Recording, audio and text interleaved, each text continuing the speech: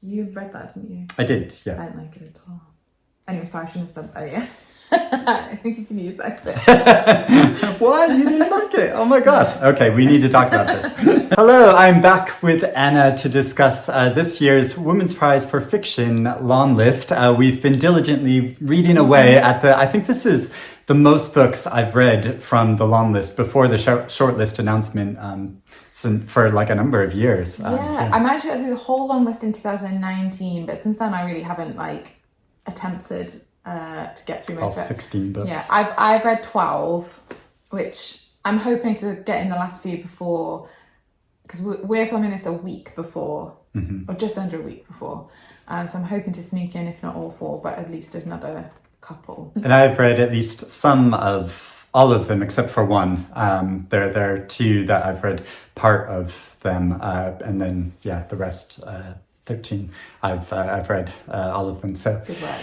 Good work. So we are just going to have a general discussion about the books we've read from the long list, what we think about them, and make our predictions for the short list. And I thought it would be fun to start off with our predictions, and we'll see which ones we have in common before going on to discuss each of the books individually. But first, I just want to know your thoughts and impressions about the long list as a whole. What do you think? I would say probably I'm a little underwhelmed, but not dramatically so. I've discovered a few books that I really love, and I have enjoyed most of them. There has been probably a few too many that I might, it's fine. Yeah, it's fine. I think especially sort of thinking, I think 3 books really stand out to me in terms of the books that weren't longlisted. I feel the absence of the warm hands of ghosts. We'll get on to how historical fiction and how genre is covered, but that is a better book than the books doing that. Do you know what? That book in particular really sticks out to me. We'll get into why, but I think that there's a couple of books doing similar things, and this just for me, I'm just it's doing anyway. Headshot, I really feel the absence of, by Rita Bullwinkle, which I predicted and then read, and I've got a copy of that. I've not read it yet, but it's better than I would say most of the books on this list. And Land of Milk and Honey, I would say. So I think you never want to be reading a list and thinking about the books you've read that were eligible, and I know it's the nature of prizes, but I've had too many books where I'm And I know that long listing isn't, it's an arduous process, and the judges have to read a lot of books, and lots of people different taste, and, even just the politics of we don't know what was submitted. Yeah. These books, I don't know what was submitted. But I have said I've enjoyed it as a project, and there's only a couple of books I didn't particularly like, and I've also discovered a couple of books that I absolutely love. So. And you've been reading through them randomly, picking random choices rather than. I was trying to offset preconceived ideas about covers, or if I've read the author before, or just anything. So I put all of them into a jar, and I've been picking them out at random. So the 4 I haven't read aren't the ones that I'm least there's ones I want to read. It's just ones you've not. But it's quite fun. It's fun not knowing what you're going to read next. I feel like when you're reading a long list and you're not picking the books to start with, kind of adding that in adds. I've enjoyed doing it like that. I probably would do it like that in the future. Also kind of makes it into a game, which I do think kind of motivates me to keep going and persevere through. Every time you go to pick one, you must think I hope it's this one, and then it's for sure. And also if it's a book that I'm a bit it's good motivation. I don't know. I would recommend actually, if you're trying to get through a list of anything, books wise, I would do it again if I had a kind of project of things to read. Yeah, that's a good idea. So I feel fairly positive overall about it, and I would say there are probably 11. Sorry, the books are down there, so we're going to keep looking down to the group of books down here. That's why we keep looking down. But I'd say there's 11. I think that I would say are very good, and some of those are excellent. And there's only been 2 or 3 that I've just been sort of. But it's good that between us, we've read some of all of them, Yes. so we'll be able to have an opinion about all of these books. In some cases, it might just be one or the other's opinion rather than both of our opinions. So the shortlist is going to be announced on Wednesday, April 24th. So not long now, and we'd love to know your shortlist predictions and what you think about the long list as a whole. Please let us know about that in the comments below. But now we will make our shortlist predictions. So we've separately written down these 6 books that we are hoping that are kind of personal favorites rather than... This is my shortlist of what I've read, which I think actually overlaps quite a lot with what I would predict, but there's a couple I might switch out if I was doing a kind of strict prediction. This is my shortlist. But again, I feel like I need to keep being like, but I haven't read 4. So I might like on social media, like on the 23rd, do a last ditch, like actually pop in this one because I've read it and I loved it. So yeah, that would be good. Yeah, to get your final before the official announcement. So we've not done these are random. We've not done completely randomized. And if we have any in common, then we'll pick out the same one. But we'll see. Do you want to pick first? Okay, my first one is Brotherless Night. Okay. Yep. Yay! At the top. Yep. I just read this, and so good. This is one of the books that makes me glad I bothered to read as many of them as possible. And I feel like even though I say like, oh, the longest, I'm like, oh yeah, it's good, it's okay. And I've definitely discovered enough books to be glad that I did it. This was actually the second book I read. It was the first one I picked randomly because I was already reading the Wren The Wren when the long list was announced. And I really love this. It's devastating. But, well, actually, I did have a moment after I read it where I tried to like pick apart in my brain, am I reacting to this because just of the sheer emotion of it, or is it a good book, or is it both? Because I think, sometimes if you have a very strong emotional reaction to it and you're crying, and I wept through this, you're like, oh, it's amazing. And arguably, books can be amazing if they make you feel that, regardless of how they're written. That's completely valid. But I was trying to, with the book price, pick apart, like, do I also think it's a well-written book? But I do think it is. I think, so it's set during the Sri Lankan Civil War about a girl with 3 brothers who wants to be a doctor. And essentially the question it's exploring, which I just think this is also why I think it's a good book, not just a moving book. I think the central question, because doctors like do no harm. Like, what does that look like in this situation? Because some of her brothers get involved with the Tamil Tigers. She's very empathetic to she believes in the cause, but how they do it, she has to really like puzzle through. And there's 2 very important people in her lives, one of the revolutionaries and an academic doctor that she studies under, who have different takes and kind of represent the 2 different approaches. And like, what does do no harm look like in that scenario, an impossible scenario? And I think that's such an interesting question. It's also written a bit like it's almost like a memoir, although it's very much fiction, but it's so rooted. It is her retrospectively looking back on her life and these experiences. I think it's beautifully written. I think that style of memoir kind of works really well. Those 2 characters that are important to her are based on real life people, which I would say if you haven't read it, I would recommend don't look up them before, because it will tell you a lot about what happens. The revolutionary is, I think, more linked to a real person, but the woman is very much inspired by a real person as well. Yeah, that makes sense. Because, such a vivid character. I ended up doing so much reading around Sri Lanka and the Civil War and the history that I only really knew the kind of headlines, and it's such recent terrible history that still really the repercussions are still very much happening today. So I thought it was hugely moving and very well written, and is one of the, I would say, 3 standout novels I have from the long list of my reading so far. Yeah, and I think it's really clever the way she balances the amount of how much she tells you about the history and the context of this to like explain to readers who might not be familiar with it, but leaves enough room that you want to know more. And so I equally definitely want to. I was familiar a bit with some of the general like groups and some of the historical incidents from reading Southern Moons with Mali Almeida. I'm also set in Sri Lanka and also very much about the civil war and conflicts and different factions.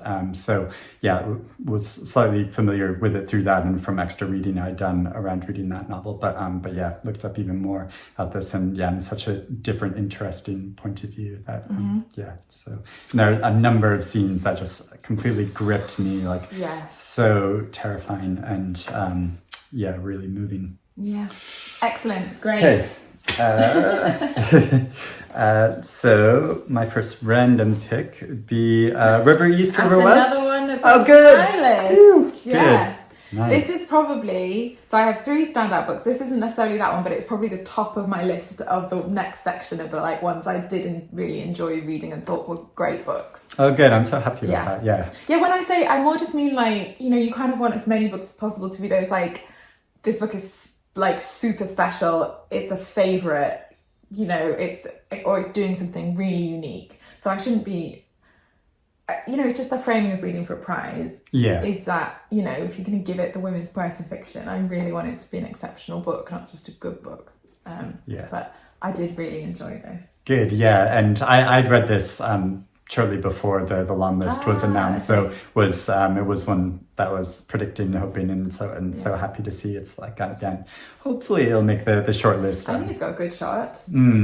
I loved it. Really striking debut. And and so I think like clever how it switches up the point of view. So it begins and you think like, well, this is quite a good story about an adolescent girl and following her experiences, but then switches to her stepfather's history and seeing how he got to this point in his life. Just really beautifully done. I thought it was excellent. I actually was reading reviews of it, and this was not this was a review online, said that they found all of the characters so unlikable that they didn't enjoy it. And I was like, what? Like, they're definitely flawed, complex characters, as people are. But I found them all, especially the 2 main voices, like extremely easy to root for. And even Sloane, who's the girl's mother.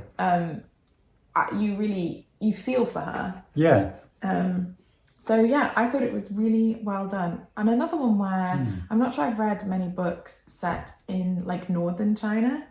And so I really enjoyed reading a book set in so it's split between Shanghai and northern China, and I really enjoyed reading that, and again found it very interesting and ended up doing a lot of reading around that. So he grows up in the town that's like across the river from North Korea. Yep. And I haven't really read anything set in that bit of China, so another just really interesting one. Very good debut. Very evocative. I thought her sense of place, like setting, was very, very good. Yeah, absolutely. Yeah, and the way she describes the social situations, and you can just see the levels of power and things going on in the background within these interactions. Yeah, very well done. Done really well. I also think another one that I think has a really strong shot of being shortlisted, aside from my personal opinion. Yeah, me too. Great. Okay, 2 for 2. Yeah. Okay, next we've got Enter Ghost. Yes. This is another of my kind of like standout books. I forget, you hadn't read this before I hadn't read any of them. Oh yeah, that's right. I saw the long list, I was like, are you joking? As in like, I was reading Wren The Wren, I was like, well, I've got half a book ticked off. This is the other reason why I only read 12. I hadn't read any of them, so I was starting at 0. So it's a big challenge. Had you read this one? No, I hadn't. Oh no, because this is one also that I had on my that you predicted, yeah. list, so I was looking forward to reading this one already. And you know what? Initially I was like, Brotherless Night is my favourite, but this one I think has lingered with me, and I think it's also just an exceptionally written book. And it's about a actress who's been living in London, who goes back to Palestine, where her family is from, to visit her sister nominally, but ends up getting involved in a production of Hamlet on the West Bank. And it's about that, and it's about identity and colonisation and occupation of the literal land, obviously, but also of identities, and obviously acting is occupying other identities. And I just thought the way that it kind of used theatre and performance to explore all those issues was just masterfully done. Yeah. It is quite a dense read, which I mean as a compliment. I thought it really particularly came into its own when she gets involved in Hamlet. But yeah, I thought it was an exceptional novel.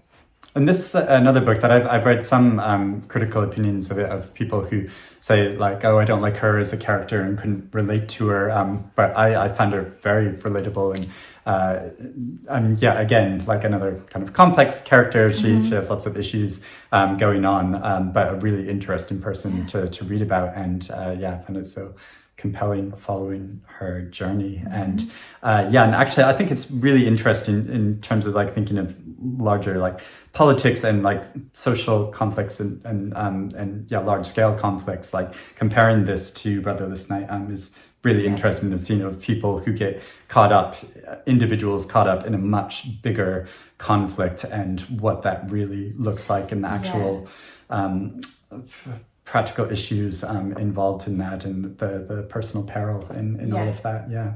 And obviously reading it at the moment has a particular, like, poignancy is almost too gentle a word for the level of violence going on. But it obviously adds an intensity to the reading experience. And I would say that I hope that the prize and the judges were courageous enough to shortlist this. Yeah, I agree. Yeah. Next random one, in defense of the act. Okay, I'm guessing Anna doesn't agree. No, this is so... Because I was like, there's always one. Like, we normally we agree most of the time on books. And there's always one where we just don't. Do you know what, though? So we need to have a discussion. Yeah. Do you know what? That reaction was stronger because for me, it's not a shortlisty book. Okay. But I did find it an interesting read. I think the writer is talented, and I thought there was a real freshness to the voice that I really enjoyed. I didn't think the book was well edited. I think it loses its way in the second half quite massively structurally. And I think it loses sight of what an interesting book it was in the first half. And I found the ending trite. Oh. But I think the writer is really talented. And I found the voice fresh and interesting. I would read what she wrote next. Okay, yeah. So it's not as simple as like I didn't like it. Yeah. I don't think it's honed enough to be on the shortlist. It took me a bit to get into it, partly because of the writing style of what like I kind of think of as like a conversational kind of writing style, but it's it just sort of feels like somebody's talking to you. But it's obviously better structured than that. But also partly it took me a while to get into it because the font which was used in the book. I actually, as I started, I was just say you should get out and show it. So this is the chapter font, and then you can see the font. It's not an easy. As when I opened it, I was like, "Oh no!" I kept worrying, like, am I just getting really old? But it was like making me dizzy. Trying to read it at some points, and so actually after like a few chapters, I went on to see if there was an audiobook of it because I just it's not a nice physical experience. Yeah, so that's a shame. I think, but just like gradually over the course of it got really into the story, and I have to say I found the ending really emotional, and it's fine. We all have different reactions to books, but yeah, I thought it was so moving and like clever too.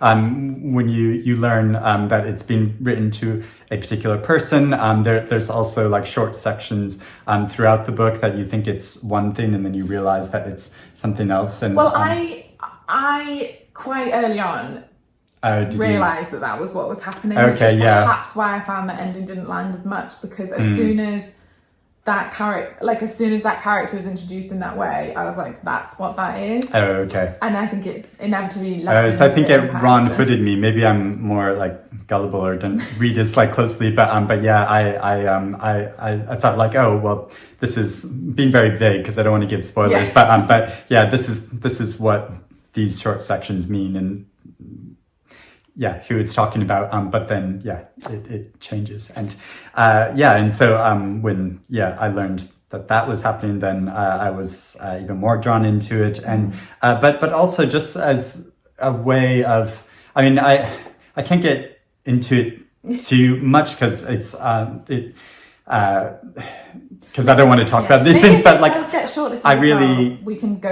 We can discuss it more. But I really connected with some of the themes and it really resonated with me, and so I found it really emotionally striking. And in terms of like thinking about these relationships and issues to do with suicide, which the novel is exploring in a way that she's positing as from a scientific perspective that maybe it's evolutionary, like positive, that some people in the population, or that's like a natural part of our populations, that some people choose to commit suicide, and this, I think it's also quite like daring or striking or different in a way to try to provoke a dialogue in this way, because I feel like so many of like the big issues that we talk about in the world today, that there's like two sides of the camp, people on each side of the camp, they believe that they're right, the person on the other side is wrong. And so to create a dialogue in this way by forming a position that you like instinctually say like, well, no, that's wrong, and want to argue against it, but to take that position and then to take it seriously and then follow through to the end, I think it gives a much more dynamic way of thinking about a big issue like this, and but also her evolution emotionally as a character as she changes over time. So I just found it really striking, and also very apart from the larger themes that I kind of connected with, just like small things like I'm a big tea drinker, and when I make a cup of tea, I fill it like almost all the way to the top of the cup, and there's like two scenes where she's trying to carry this cup of tea like throughout the house and like not spill it, and so I just like, but that's a very silly thing, but and it's funny. These small details, you'll just chime with. Yeah, and I don't disagree with any of that. I found it really refreshing in terms of what it was exploring. I would say massive trigger warnings for suicide. It talks about it almost constantly and in reference to several different people and ways that happens, and I just like it certainly is one to just be aware of if that's something that is like you just be aware. It's a pretty like moving but also irreverent at times approach to it. So just to be aware, because of the tone of voice she uses. I thought it was a really interesting book. I'm not mad at it being longlisted, but I don't think it was polished enough for me to say it should be shortlisted next to some of the other books. Like I don't think it stands up well next to like structurally and like linguistically next to some of the books, but not mad at it being longlisted. Was glad I'd read it. Would read what she wrote next. Okay, great. I would hope she would be so it's a debut novel as well. Edited. Well, the first one that is not a match. Okay, next up we have Soldier Sailor. I did not pick that, actually. I and ahed about picking this because I had a terrible time reading it. I never want to reread it again in my life. I found it claustrophobic. It made me feel panicked and angry and stressed, but I still think it's like exceptionally well done. Like I think it's beautifully written. I think it's such an interesting book. This is one I didn't know whether to put this one or the Wren The Wren on, which I enjoy. I had like a nicer time reading, but ultimately this one has undeniably stayed with me in a way that the Wren The Wren hasn't. And it also clearly has quite like viscerally spoken to a lot of people. I feel like I hear a lot of people raving about it. I'm not sure if I've ever felt so like claustrophobic reading a book. Like my husband, who we don't have kids, and like he's the loveliest man in the world, but I felt so angry at him just because of this terrible man, and like it just made me feel so much rage at like the patriarchy and terrible like cis straight men. Like it just made me feel so angry and panicky about these men walking around having children. Well, you said that, but also like I've seen a lot of people that take issue with that it's because it does all from her point of view, talking about the experience of motherhood. We obviously don't get his perspective. He would have a very different perspective. And no, there are definitely... That makes me feel angry too.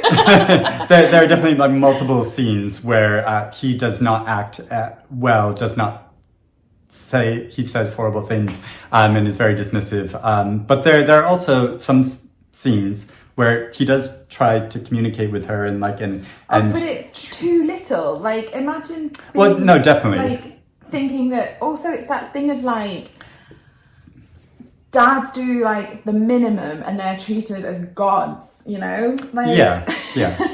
But no, I thought it was great. It was the first book that I had read after the long list announcement, and was totally drawn into it. It's absolutely like terrifying from the very beginning, because one of the opening scenes is where, like, again, sort of like trigger warning, she's contemplating suicide, and then we follow the events after that, and just how difficult like day-to-day life is, and all the pressures, but also there are like slight like comedic touches in it that are kind of the way she like handles the voice, that you can kind of, it's she highlights almost like the absurdity of some of these situations, and her like awareness of what her position is, and kind of sending that up, as well at the same time as exploring and representing the real pain and difficulty of it. An intense read. Yeah, and one that I would say, intense. like it's one where I think it would be impossible for people, especially people who want children, have children, want to have children, can have children. Like it's impossible, I think, to read it divorced from your feelings and experiences about birth and motherhood and parenthood. So just like, it's not really a specific trigger warning, is it? Because I think everyone will have, a different take, but it's certainly an intense read. But I would put it there for it's one I've thought a lot about, and it's one that I thought was very, very well done. So that's why I've put it there. Yeah, and I would be happy to see it on the shortlist. But also, it's one of these things like, again, like reading the entire long list, there are multiple books that deal with motherhood and parenting. So I find it really interesting reading these books alongside each other to get different perspectives and different points of view about it. That's a good point. I enjoyed that aspect of it. I would say sort of mothers and daughters or parents is probably, it's not a list where I felt like there was like, not even parents and children, that's such a broad theme, but there is a lot of the books are thinking about parenthood. To you, my pink one, Ordinary Human Failings? I haven't read this one. This is one of the ones I haven't read. So I read Megan's debut and thought it was excellent. But yeah, this is one of the ones I haven't got to yet. Yeah, and this is the first book I've read by her. Still not read her debut, though it's on my shelf. I've been wanting to get to it, but was completely gripped by it. It's a story that is so fascinating because there's like an initial mystery, but then there are larger mysteries which are gradually like revealed over the course of the story. I won't give anything away, but I love how it draws you into the story like that, and it's so clever in made me think about larger issues to do with journalism and privacy and communities and social stigma, and so I think it's excellent and really well done, and I'm so glad that this list pushed me to read it. I agree. I think it's I'm excellent. looking forward to reading it. I liked her debut a lot, so yeah. I find that almost doesn't count as like a mismatch if it's one that I haven't read. Yeah. Okay, Hangman. Okay, I did not pick that one, but yeah. I loved this. This was one of my three, like, this is my third with Brotherless Night and Ghost of like okay, great novels. I just loved it. It like has that kind of like Helena Yemi kind of bizarre feel to it. Mashed up with Rachel Cusk. And a bit of like Elif Batuman, like it reminded me of the Elliott at times. It also, there was points where it reminded me of, did you read The Diver's Clothes Lie Empty by Vendela Vida, which is a book I love. It has touched that as well. All books and writers that I love. I love the kind of sort of surreal it's not quite meta, but it like experimental, I guess. I just thought it was so brilliantly done. I'm a little bit smug, I don't want to do spoilers, but I feel like I did realise what was happening relatively early, and I was very... It's an interesting one to talk about in terms of In Defence of the Act, actually, because both of them have like a thing where you think you know, but it's revealed that perhaps it's different. And I think that this is an example of being done like really well and really satisfyingly, and In Defence of the Act not quite like nailing the execution of that device. It's a hard one to talk about without giving anything away, but it's very cleverly done, brilliantly written. It's very funny in a very like dark humor, sort of way. If you like those authors that I just referenced, I think, I don't know what to say about it without giving anything away, but I found it like it was a delight to read, even though it's not like necessarily, it's not really a happy book, but it's just one of those books where I so enjoyed the process of reading such an interesting, well executed, well written, different book. It's definitely a different one from, really stands out in this list as kind of, I don't want to say the oddball because that makes it sound like, but it's just the writing style. Yeah, it's a weird book. It's the style of it is very different. And also the point of view, I feel like, to have a black man in his mid-50s, I think, who, certainly, just in the Women's Prize, obviously it skews, like, it's, you know, are there any other male? I mean, River East, River West is split between a man and a woman. Most of them are from female points of view. And actually, I did realise that this was interesting. When I started reading it, you don't realise that they're a man to start with, and I absolutely assumed they were a woman, which I don't know if that was just because the author is, or the prize, like, I don't know, I was disappointed in myself. But, you know, maybe that's okay to... I think that's part of the point. It's like kind of playing upon our assumptions like that, and actively not letting you know lots of details about this character's past and identity, because immediately once you have those sort of fixtures of identity, then you place your own personal interpretations on them and their situation, their background, and so it's so clever in that it like forces you to think like, oh, what are my own preconceptions? And through all of his encounters, the weird encounters he has with people and the strange conversations he has, the things that of how people are like narrating their life and their own positions, and so showing their own sort of skewed perspective on the world in that way. And I just thought it was just, I love reading something that feels fresh and different, and I'm not sure it will be shortlisted, but I hope that it will. And perhaps it'd be good to, I would just always rather read, like, I'm not that interested anymore in like well executed books that aren't doing anything interesting, like of something I've read before. And I would always rather just read. I had such fun reading something so different and unusual. And I think it's great that it's got prize attention this way. That it's because I think that a lot of readers, if they started reading it, and I've heard responses from a number of readers that immediately felt frustrated by it, and because it's not a traditional narrative, and so it's more of a challenge to get into. In that way, you have to really think about like what is happening here and what is the author trying to do and convey. But if you give it a chance, or at least I found it to be a really positive and let kind of go with it. It's because you do want to. It's like a puzzle box, and you want to work it out, but you do a level of you just have to read it. You just like let it, like, don't try to puzzle it out from the start. It is one I want to go back and reread, but now I've got to the end. I would be delighted to see it shortlisted, but it's probably one where I'm a bit like, I'm not sure. It depends. It'd be nice to have an oddball book on there. But I put Western Lane. Yay! Oh, you did. Anna liked a novel about. I know. Actually, I was so silly. Like, I don't like books about sports. To be fair, I don't like books where they're about sport. But this book is not really about sport. And I know that that's kind of a good book about sport. Wouldn't really be about sport anyway. But the squash element was like, by the by. Anyway. But no, you know what? You're right. the Book of Briars was right. Who'd have thought? Everyone was right who told me that it was good. No, I thought that this was wonderful. This was I really, very, very moving, beautifully written, sort of sparse, So clever book that is good, even though it's got a lot of squash in it. You know, having said that, I did get through because a few points to stop reading and Google squash rules, and I didn't want to. And yeah, there are certain terms in there that squash. I was not familiar with. And all I knew about squash going into it was like, I know what it looked like, that people bash the ball, but like it would sort of reference stuff that I was like, I feel like that's a metaphor that I don't understand because I don't know what that is.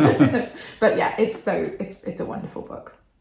And a book that feels, I feel like different from a lot of the other books in that it's, or kind of maybe like Hangman in that it's like very restrained in that it's not just like giving you all the emotions of what this character is feeling. Yeah. You have to kind of like piece it out from her interactions and her state of mind, and just the fact that she becomes so like obsessed with this sport and trying to win a regional squash competition that you have to sort of figure out like, well, so why is that? But it felt like so natural as well, like and really believable in this way that an adolescent who has just lost her mother would completely lose herself in a sport like this, and especially because like it meant so much to her father, and so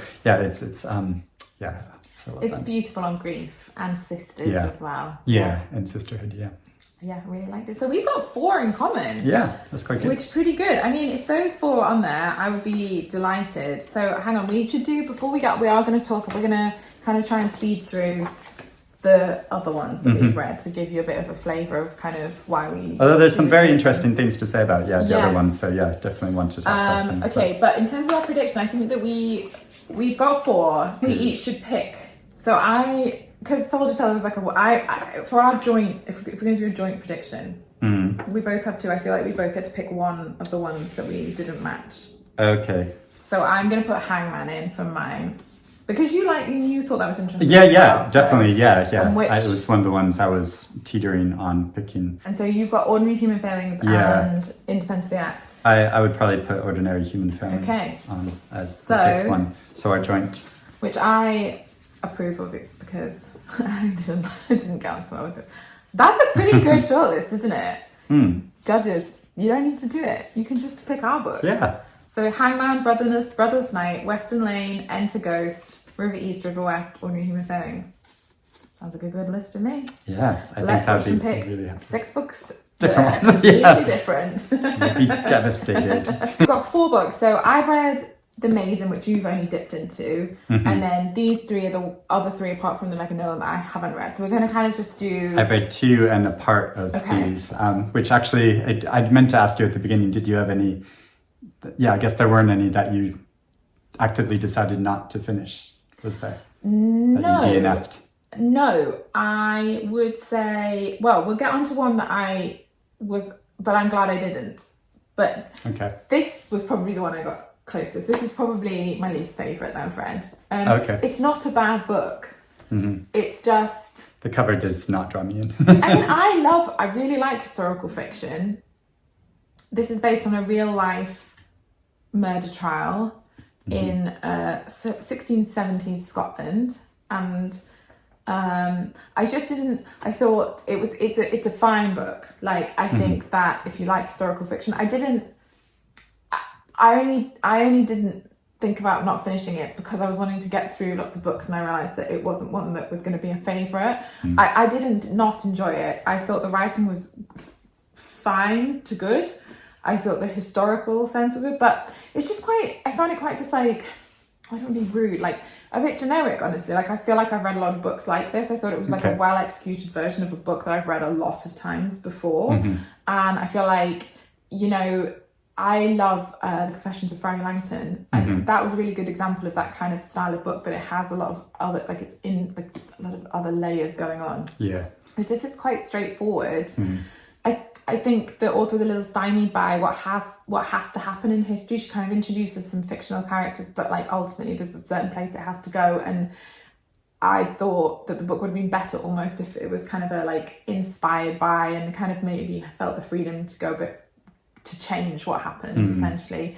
Also just because of the time period, it's a lot about women who are subject to like terrible men, and I found it a bit depressing honestly at the end, because kind of what has to happen, and like the author does a good job at trying to kind of add like a feminist angle, but ultimately like it's pretty, I found it a little bit like the opposite of inspiring, or like I was a bit like, oh, it's very, like yeah, so just what I found so clever about Maggie O'Farrell's novel last year, that she wrote that like how she dealt with the facts of history, and then like I think she didn't quite manage to do that, but I didn't have a bad time. It also suffered from, like I said at the beginning, like I know I keep talking about The Warm Hands of Ghosts, but it's such an exceptional historical novel, and I just think that like I've just read much more interesting historical fiction. So whilst I didn't dislike it, I thought it was a strange inclusion on a prize long list. Yeah, it's probably also partly a case of reading it in a prize context. Yeah, you're naturally 100%. more critical of it. Yeah, 100%. So yeah, I don't want to go harder than I mean to on it, but it is like I've read books like this before. It's a perfectly decent version of that type of book that I would recommend if you like that type of book, very much so. But I wouldn't give it a prize. Okay, that's kind of how I feel about that. It kind of naturally follows on to talk about Restless, Dolly, Maunder, then, which is also a historical novel set in the late 1800s, early 1900s in New South Wales, and I thought was good, and actually I liked it a lot more than I was expecting. I was expecting to be more critical of it. I've read one other book by Kate Grenville, which I enjoyed, but just didn't find all that striking. And because I knew from reading like blurbs and stuff that this was based on the author's own grandmother's experience, so it's basically her taking the facts and structure of her grandmother's life, who was a kind of an entrepreneur who moved around a lot, who had a few different children, and was obviously a bit of a kind of like wandering spirit, and but found herself like constricted by the time period, the expectations of one woman at the time, and how it follows her story. I did really get into it and enjoy the a different take on a relationship in marriage. Like the marriage she forms is very much like a partnership, and there is a like somewhat closeness but also a distance between them, and I thought she handled that complexity well. And I did really like how it went towards the end of the book. I found it very moving, but overall, like I would say this is a good book, not like one of the best that I've read recently, and I like that it's included like in a way that I like how regionally diverse that all the books on the long list are. You get books set in many different parts of the world. I mean, it's not as diverse as it could be, but it's in terms of like most long lists, like kind of representing some different countries and cultures, to get Australian perspective. Although like Australian vernacular, I really enjoyed reading about as well. So one that I really enjoyed, that was better than I thought it would be, but still I'm not sure it'd be prize worthy. Okay, great. These two I'm interested to read, like in particular, and then She Fell. Well, I've had lots of discussions about And Then She Fell because with my online book club, this was our choice in April. We've been reading together very closely, having lots of conversation about it because there's quite a lot going on in this book. So it's following an Indigenous woman in Canada who has married a white man who's has a newborn baby that she's caring for, and she's just moved to a predominantly white community away from her Indigenous reservation. So this is the first time she's been living separate from her people and her culture, and it's about the isolation of that, but also her increasing difficulties with mental health, with substance abuse, with the overwhelming experience of being a new mother and trying to care for her child and feeling like she's constantly failing, but really how she's struggling to keep a hold on reality because she starts hearing these voices, so like it feels like reality is shifting out from under her feet, kind of like in defense of the act. It's written in what I would call like a conversational style, purposely so, so it like draws you into all of these issues that are going on in her life and the increasing chaos of it. And so it does feel slightly ranty at times. And I know a number of readers have had that response, that it feels like she's just sort of like throwing all of these things out there that, well, I kind of felt like I was a therapist at some points, like just listening to someone like relate all of their problems at once. And so it begins to feel quite overwhelming, but it's quite clever, although this is like a divisive choice in that 280 pages into the book. Tell me anything. No, I'm not going to give a spoiler, but like there's a shift and change, and it completely made me like review the first 280 pages and made me appreciate and emotionally connect with it a lot more, because like I felt a lot of sympathy and compassion for what she was going through, but also I felt really overwhelmed through a lot of it. But then there's what I thought was quite a clever shift, and then I felt so much more emotionally connected to it. So I'd say if this is a book you're reading and struggling with, that it's, and I wouldn't say this for a lot of books, it's worth to read to that point. It's not that much longer than 280. No, there's only then like 70 pages after that, but there's definitely a certain break. And it raises so many like interesting issues, and I did a lot of like with my book group, we've done a lot of reading around it about Indigenous culture in Canada and some of the horrible injustices that have been actively done by the government and population in Canada and that are still going on, and so how it raises all these issues is really informative, and so it was eye-opening in that way. But like overall, I would say it's like too messy a book in how it's constructed. It is a debut novel. Yeah. I'd be really interested to read more by her if she publishes more fiction. But this is what I'm going to read next. I'm definitely going to read this because this is the one I just got home from being away, so I pulled 3 out my jars to take them with me, and this is next, so I'm going to stick with that. I am interested in the Alice in Wonderland element.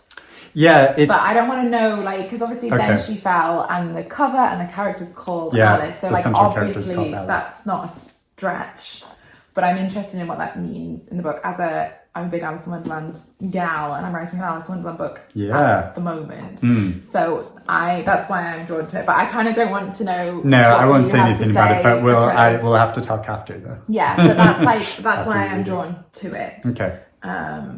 But I'm interested as well because like I'm interested to see how that fits with what you've just said. Anyway, yes, to be continued perhaps. Yeah. And really interesting parallels with Soldier Sailor, and that it's dealing with a lot of the same issues to do with like new motherhood and the stress and difficulty of that, but in a very different context, and with other things going on as well. And then this is another one that I'm interested. This is like I'm drawn to. 8 Lives of a Century-Old Trickster. Yeah, I was really excited about reading it, but I decided to put it aside after reading. I think I got 80 pages or so into it. Yeah, which I feel. It's like, I know I shouldn't, but like it feels like guilty about that. I was finding it quite frustrating and not enjoying it, and so I just thought like, I just want to move on to something else then, even though it's prize nominated. There's lots of interesting things, lots of interesting history in it that I wasn't aware of, and so I think it's really good in that way in portraying a woman. I was slightly mistaken. I just kind of like assumed from the description and the title of it that was somebody that had been reincarnated a number of times and was describing the different incarnations of their life, but it is not that. It's a woman who's nearly 100 years old, so has lived through a lot, and obviously through times of great like political and like social change in this area of South Korea, where she originally came from like a North Korea, but then and so it follows her life through Japanese colonialism and the war that then created the division between North and South Korea, and her move from North to the South, and so really interesting history, and gives great insight into that and made me want to read more about it. But the way it's structured, so it like moves backwards and forwards in time and doesn't always strictly follow her own perspective. It goes into some perspectives of other characters, and really felt to me like a collection of short stories that had just been kind of put together as a novel, which in general, I'm really in favor of novels that are like, or books that are like connected groups of short stories. But in this case, it just really wasn't working for me. I found it like too jarring. I found it really like difficult to locate where we were, and maybe if I had like kept reading on, it would have all like clicked together for me. But I don't know if you do this, but like when I'm reading books sometimes that I'm not too sure about, when I get way into it, then I'll like go and I'll read several reviews and to try to suss out like, is this worth sticking with? And so I went and looked up several reviews to try to get like diversity of opinion, and it was pretty unanimous of people thought like, well, there's some interesting things about it, but it's and there's like a bit of a payoff at the end, I think, but it's maybe not worth reading through all the way. So it's one I did decide to DNF, I'm afraid. Which leaves us with these four. I've just started reading the Karen Lord The Blue Beautiful sci-fi World book. Yeah, and I don't read a lot of sci-fi, but I do read a lot of fantasy, including proper, like, you know, like I'm used to world building and like a lot of information. This, I'm glad I'm halfway through it, and I'm glad I kind of pushed through. But the first few chapters, I was like, oh no, I don't like this at all. And I still actually am not quite convinced by the writing style and how that information is given. It feels a little silly at times. No, I'm thinking that too. Yeah. Also, like, one of the characters is called, I'm sorry to the Owens listening, but like, he's an international pop star who's also, spoiler, yeah? Can I do a spoiler? Yeah, I think so. Yeah. It lets you know fairly early on. An alien. And he's called Owen. He's not really called Owen. He has another name, but like, I don't know. I just was like, why is he called Owen? It's such a like international pop star alien. I don't know why it's so jarring for me, but I can't deal with the fact that he's called Owen. Anyway. And also just like the fact that he's like an international, I don't know what the whole like deal is yet because I haven't got there, but the fact that like they're trying to do some sort of like alien diplomacy thing through international, I don't know, it's just a bit, like it's just a bit silly, but it's written very seriously, and I kind of almost want it to be more like fun in its style to allow for that, because I don't even dislike that, but it feels at odds with the very serious writing style. But then I've now got to a bit where there's like a different group of characters who are at this like academy to like learn, and I actually am enjoying that much more, and I'm interested in how it all syncs up, and I'm glad I persevered. I'm interested to know what's going to happen, but like I don't love the writing style. And I'm not a sci-fi gal either. Like like aliens just like it sounds so like, but it's literally about aliens. Yeah. Like it's also set apparently. It's a standalone, but it's set in the world of two of her previous novels. Yeah, and I feel you can feel that. Yeah. I feel like there's things that have come before. Yeah.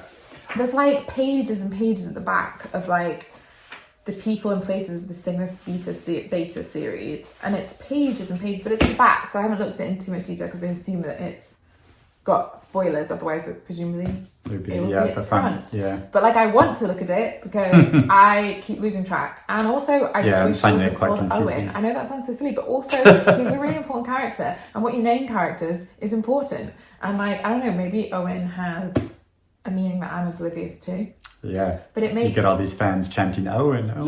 Yeah, it's weird. Yeah, anyway, it was a real... Yeah, I'm finding it interesting reading because it is that thing of like, it's different to what I usually read. And it's fun. Like, there's some pleasure in reading something that Outside your is so comfort different. zone.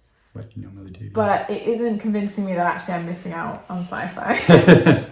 Yeah, and I'm not one that's often drawn. There are definitely some sci-fi books that I'm a big fan of, but yeah, not a genre that I'm naturally drawn to. And partly because maybe this is like my impatience of a reader, because in like sci-fi, there's like so much world building and that you have to like really persist for a while before you really understand the context and the situation of what's going on. And I find it very frustrating, like, and being so disorientated for like quite a while. The that first I can't few locate. chapters aren't like a good time because there's so much information, so many characters and references to things, and yeah.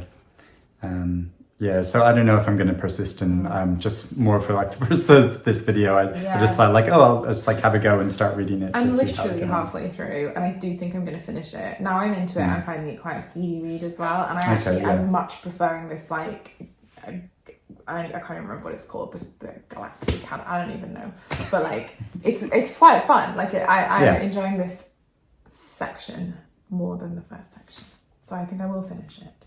Okay, good. But yeah, I highly doubt it's shortlist material. No, it feels like a bit of a random inclusion. Like I'm not mad at, like I'm again, but this is kind of when we get into the whole, I love having genre represented, but also, have you heard of this book called The Warm Hands of Ghosts? It sounds so silly to keep coming back to it. It's just that I feel like, I think why I'm so fixated on it is because there's several books, a few books on the list where I'm like, you could have just shortlisted that one book and you would have had these things represented and it's better than them. So you're not like, you have historical fiction and it's got a fantasy element and it's exceptionally well written. And I don't know, it just feels like you could have put that book on and then you could have had space for other books as well, because I don't know, I'm here for genre being represented, but I've read better fantasy books. And also I'm biased towards, I prefer fantasy. Okay, so we've got Trace of Sun, The Wren, The Wren and Nightbloom. Let's do Nightbloom because I didn't really get on with this book. I can't believe that. Oh. I think it might be shortlisted. I just read it very recently. And, you didn't put it on your shortlist though. No, this is the one that, this was the one that I was really debating about whether to put on or not. Yeah, I was like torn between this and Western Lane and Ordinary Human Failings of what I think should be on the shortlist. But I don't know. Should I go first? You should go first because I don't want to inadvertently offend you. No, you won't. I respect you have different opinions, and that's fine. The ending of the defense of the act is trite, and then you were like, I found it really moving, and then I felt like that. I felt really bad. Well, yeah, I just and I get it follows two girls in Ghana and who are cousins, but who are very close and best friends and more like sisters, and follows them over a long period of time as their lives diverge and how politics and social circumstances and family sort of get in the way of, but also how they fundamentally misunderstand each other and don't entirely appreciate each other's perspectives over time. So you get their two different narratives. So you see some events from two different the same events from different characters' points of view, and then they come together towards the end. And I was equally convinced by like both of their stories. So like it's these things like wondering if like I'm just like really gullible and what people tell me are just like, oh, you're so right. Oh, it's like it's awful that like people are like treating you like that. But then I get the other side of the story. It's like, oh my gosh, I can't believe she's like that. And so yeah, I felt like it was really effective in that way in showing how everybody has their own subjective point of view and can be convinced of their own justified position and their own sense of rightness when really the situation is a lot more complicated, and that there can be a lot more strength if you come together. And so I found it really effective in that way. And also, like as I mentioned in the past, the character whose perspective we get second, she becomes a restaurateur and I know any story about like the food business, I'm just like, I instantly feel drawn into and enjoy reading about. So yeah, I really enjoyed reading that aspect, but also kept getting so like indignant about the injustices that she was having to endure by the government and this horrible tyrannical politician, and but how she stood up for herself in such a brave way through that. And then I found it really touching when the stories came together. So why didn't you like it? Okay, so what I would say is I agree. I really enjoyed Selassie, the bit about her restaurant. I also felt I really enjoyed that section, and I also felt my two main issues. Look at how you're sitting. Okay, my two main issues. First, I'll do the one that relates to what you're saying, and then the one that is different. Okay, and not to say you are gullible. I probably am, but I knew that the second half of the book was Selassie's perspective. So basically it was exactly what I was expecting her. Okay. So I found it boring to read a huge section of the same events, which were exactly what I was expecting. When I was reading Acorfa's bit, I could see what she was hiding, the author was hiding. And I hoped it would be different, but it was almost exactly what I was expecting to happen. And the perspective was what I was expecting. And so I felt like I was rereading, because I felt like it was implied from Acorfa's perspective.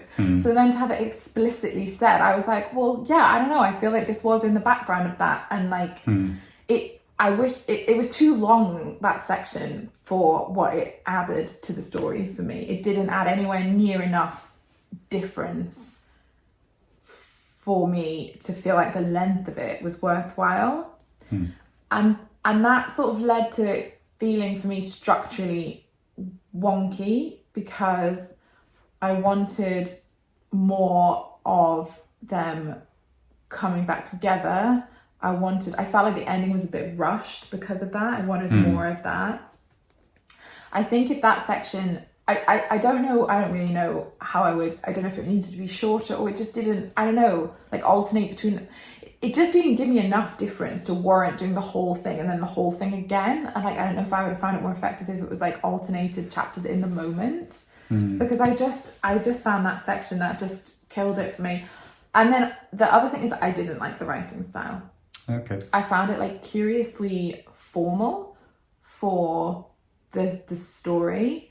I found that a lot of the characters had the same voice. It's quite a formal, like people speak very like, I don't know, and everything is like explicit. The feelings are explicitly explained. Like there's a lot of sections where it's like Selassie would be like, I didn't expect her to feel this, but I thought she might at least do this. And like, I don't know, I feel like there'd be like a section where you see that, and then it's almost explained to you. Like you have a paragraph in the character's head of like explicitly explaining what was clear. And I got really frustrated with that. Like I felt like everything was on the surface with it. And with the dual thing as well, and the way it was written, like I was like, I get it. Like, and I feel like I don't need another paragraph explaining it. Like I already got it. Like, I don't know. And it made it feel like a novel to me, not like a story. And it's not a book that's, some like Hangman is very much, it's you're reading like, I don't know, but the story of this is quite naturalistic, but it's written in a way that I felt like didn't mesh with that. It didn't work for me. Okay. I felt like there was an interesting story, and I found it very easy to read. Pam Williams, Choice of Sun. Yeah. Basically the reason that I did the random picking, because that's a bad cover. It is a bad cover, and it's not a good cover in itself, but it's also not a good cover for the book. And also I don't think the title is very good either. Anyway, right. I enjoyed this more than I was expecting, without it being a kind of standout novel for me. Okay. I thought the writing was very engaging. I liked that it had, in many ways it's a story that I've kind of read similar sort of stories. It has the kind of, inclusion of the mental health element, which makes it feel a bit different. I did think it was too long. I felt like it started recycling its kind of themes, and there was a few quite a lot of coincidences, to the point where, again, it lessened the impact of the end for me, because I felt like it was being signposted very obviously by kind of, there was sort of like maybe 70, 80 pages in the run-up where I was like, okay, like, I understand the themes, I understand what you're recycling, like, to the point where it lessened it. But I enjoyed reading it. I found it like an engagingly written book. I also enjoyed it, but I liked it less than I was expecting to. Okay. I think because somebody had, before I'd started reading it, somebody who just read it online then told me it was liking it to the novel Love After Love by Ingrid Persaud. Oh. Do you know that? I can see that I'd be disappointed, because I love that book, and this is not as good as that. Yeah, exactly. so that was like part of my disappointment of it. I was drawn through the story, and but then I really did not like the end, and it really actively annoyed me, and so I won't like give any like spoilers. But do you know what says a lot is that I'm like can't really remember. There's a big accident and an occurrence, and I didn't like that either. Okay, yeah. So so it just left me with like very bad taste in my mouth when the ending is so disappointing after an otherwise I would carry, and if it's again a bit mean, but like otherwise like fine novel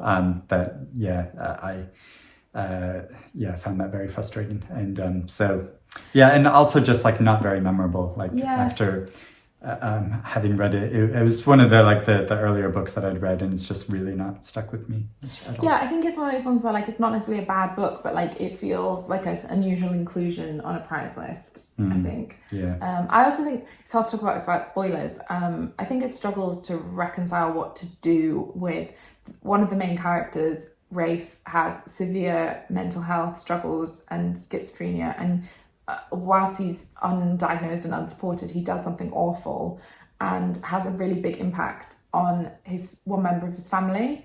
And it does, I think it struggles to know how to wrap that up, doesn't it? Which is why I think the ending feels a bit like, okay, because her experience is very, very traumatic, and it does,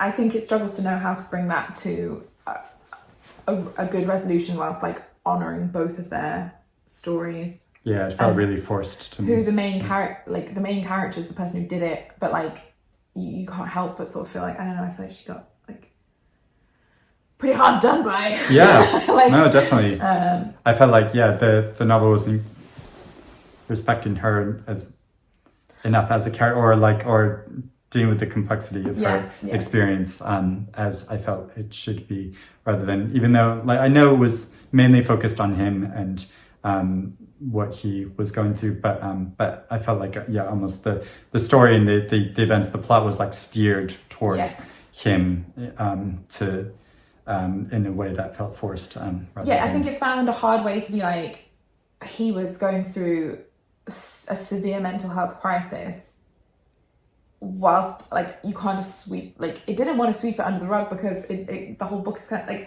it struggled to know how to do that, didn't it, and have like him as the main character whilst also respecting the impact of his actions, I think. And I don't think it quite landed it, but I did find it like quite like I read it very quickly. Like I found the writing style like engaging, and it's like a fine to good book with some fundamental issues for me.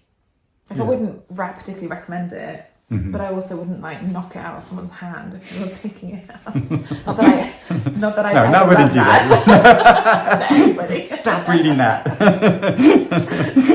Right, which means we're left with this one, which is the first one I read. So again, this is one that when I was reading it, I was like, Enright's so good. She's so good. She's such a talented writer. And then I think it felt like the second I closed the book, I haven't thought about it for a single second. And that's kind of my main issue of it. Like, I think she's such a beautiful writer. And like, actually when I was reading it, I was feeling like, I feel like this is, excellent. I'm getting from it what people get from Sally Rooney as well. I feel like she writes about, it's so much about sex. And I think she writes about that and like parents and sex and identity in a way that I found interesting to think about in terms of Sally Rooney. I thought it was very beautiful on Mothers and Daughters. I like the idea of the poet, and I like that it had a section from him in the middle. And as I say, when I was reading it, I was like, this is a beautiful book. And then it's just not. And I read it first, but equally the book I read second was Brotherless Night, which has massively stayed with me. So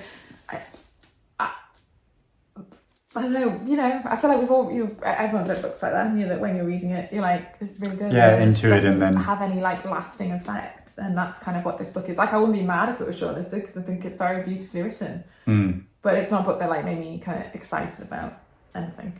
Yeah, and I feel much like the same way. In that, while I was reading it, I really enjoyed it. But and it was actually the first book that I read this year at the very beginning of the year, and it's really not stuck with me all that much. And I sort of feel, I mean, it's maybe slightly unfair, but like it's Enright's writing is always great, but I don't think this is her best book. There are definitely novels of hers I prefer a lot more. So I've only read this in The Green Road, and I did prefer this to The Green Road. Yeah, Actress and The Forgotten Waltz. I think those are my favorite Enright books. I've read most of her books, and she's always excellent. And it is really interesting what she does, but just the I guess like lasting impact hasn't had all that much effect on me. So it's kind of brutal, isn't it? Because I'm just thinking, like, if someone said to me, like, obviously never say this to an author.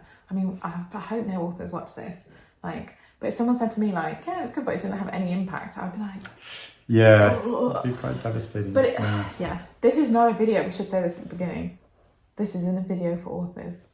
I have a split personality. When I talk about other people's books, I am not. Although, to be fair, it's a big reason why I don't write professionally. I don't do professional book reviews anymore because it's too tricksy. Instead, I have strong opinions on the internet, which will never possibly backfire. I'm sure. Never. Right, there we go. Yeah. Some great books, some good books, some underwhelming books. As is often the case. Yes. But I think there's the potential for a really interesting shortlist in there if they pick our shortlist.